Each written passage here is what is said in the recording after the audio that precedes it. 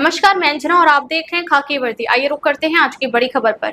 राष्ट्रीय स्वयंसेवक संघ प्रमुख मोहन भागवत के एक बयान के बाद भारतीय जनता पार्टी और आरएसएस के बीच तनाव बढ़ने की खबरें तेजी से फैल रही हैं। उनके बयान के बाद ऐसा कहा जा रहा है कि संघ प्रमुख मोहन भागवत अब प्रधानमंत्री नरेंद्र मोदी को रिटायरमेंट लेने की याद दिला रहे हैं। इस बयान पर शिवसेना यूबीटी सांसद प्रियंका चतुर्वेदी ने अपनी प्रतिक्रिया दी है। इस बयान के बाद सियासी गलियारे में हलचल मच गई है। शिवसेना यूबीटी सांसद प्रियंका चतुर्वेदी ने आरएसएस प्रमुख मोहन भागवत के 75 साल के संन्यास वाले बयान पर क्या कहा।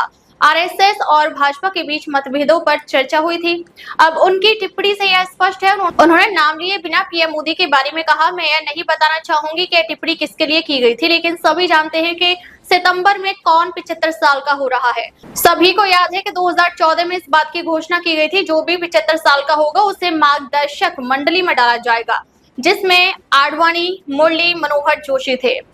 तो इसलिए शायद मोहन भागवत उन्हें याद दिला रहे हो कि हमने एक अच्छी पहल की शुरुआत की थी, इसे जनता ने सराहा भी था और इसका पालन करना जरूरी होगा। मार्गदर्शक मंडली के अस्तित्व पर प्रियंका चतुर्वेदी ने कहा, मैं कहना चाहूंगी कि यह दो परिवारों के बीच का मामला है और हमें इसमें मध्यस्थता करने की कोशिश नहीं करनी चाहिए।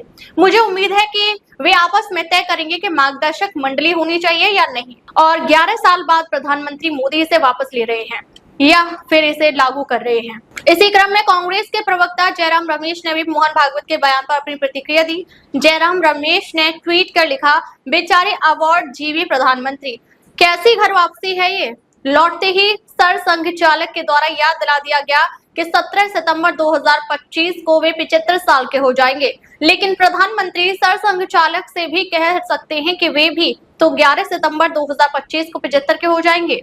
एक तीर दो निशाने। जयराम रमेश अपने बयान से एक साथ दो निशाने लगा रहे हैं। उन्होंने संघ के प्रमुख की भूमिका निभा रहे मोहन भागवत को भी याद दिला दिया है कि वे भी अब 11 सितंबर को 75 साल के होने जा रहे हैं। आपको बताते चले कि बीते दिन आरएसएस प्रमुख मोहन भागवत ने नागपुर में कार्यक्रम के दौरान कहा था कि जिसकी उम्र 75 साल की हो जाती है उन्हें रुक जाना चाहिए और दूसरों को काम करने का मौका देना चाहिए। उनके इस बयान के बाद शिवसेना यूबीटी सांसद संजय राउत ने इस बयान को प्रधानमंत्री मोदी से जोड़ दिया था।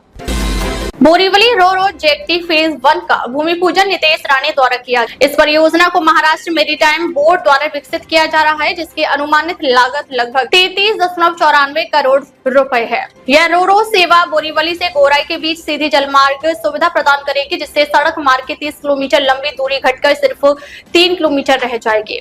राउत और ठाकरे एक होकर लड़ने का नाटक कर रहे हैं, लेकिन जनता